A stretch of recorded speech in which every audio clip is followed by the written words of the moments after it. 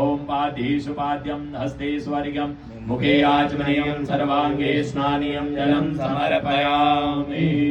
हरिः ॐ महा ॐ हरिः ॐ महा पयस्नानं वा ॐ पायः पृथिव्यां पायो भरे गोपायो दिव्यान्तरिक्षे पायोधाः पायस्वतीः प्रादिशाः सन्तुमयं भगवतीशां सदा शिवाय नमः।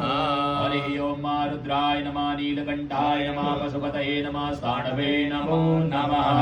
पयस्नानं समर्पयामि पयस्नानान्ते च पुनः शुद्धोदकस्नानं हरिः ॐ सवितो प्रसवे श्रेणोर्बाहुभ्यां भूष्णोर्हस्ताभ्यां शुद्धोदकस्नानं समर्पयामि। शुद्धोदकस्नानान्ते च दधिस्नानं ॐ दधिग्रावणो अगारिकं श्लोरस्य वाजिनः दुरभिनो मुखाकरत्रण आयुगुंखितानिकता भगवतीशां सदा शिवाय नमः।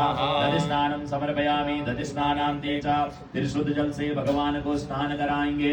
हरिः ॐ महादेव सवितुः प्रसवेश्विनोर्बाहुभ्यां पूष्णोर्हस्ताभ्यां शुद्धोदक स्नानं समर्पयामि। शुद्धोदक स्नानान्ते च घृतस्नानं हरिः ॐ ॐ घृतं मिमिक्षे घृतमस्य योनि घृते श्रितो घृतमस्य धाम अनुष्वदमावमादयस्य स्वाहा कृतं ऋषभवक्षिहव्यं शाम सदा शिवाय नमः। मृत्युञ्जयाय नमः घोराय नमः पशुपतये नमः स्थाणवे नमः। घृतस्नानं समर्पयामि। घृतस्नानान्ते च पुनः शुद्धोदकस्नानं ॐ शुद्धबालः सर्वशुद्धबालो मणिबालस्त आश्विनाः श्वेतः श्वेताक्षो रुणस्ते रुद्राय पशुपतये कर्णाजाम्बा अवलिप्ता रुद्रा नभोरूपाः पार्जन्याः। स्नानान्ते च मधुस्नानं ॐ मधुवारारितायते मधुचरन्ति सिन्धवः मार्देर्नः सन्तो करे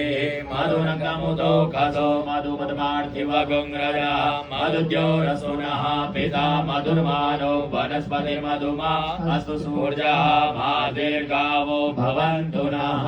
मधुस्नानान्ते च पुनः शुद्धोदक स्नानं देवशतवासवितुः प्रसवेश्विनोर्बाहुभ्यां पूष्णोर्हस्ताभ्यां तदनान्ते च हरिः ॐ सर्गरा स्नानं भगवतीशां सदा शिवाय नमः। ॐ अपागुं रसमुद्वयसगुं सूर्ये सन्तगुं समाहितं अपागुं रसशयो रसस्तम्भो तृणामुदममुपयामगृहीतो सेन्द्राय त्वाजुष्टं त्राणमेकते योनिरिन्द्राय त्वाजुष्टम्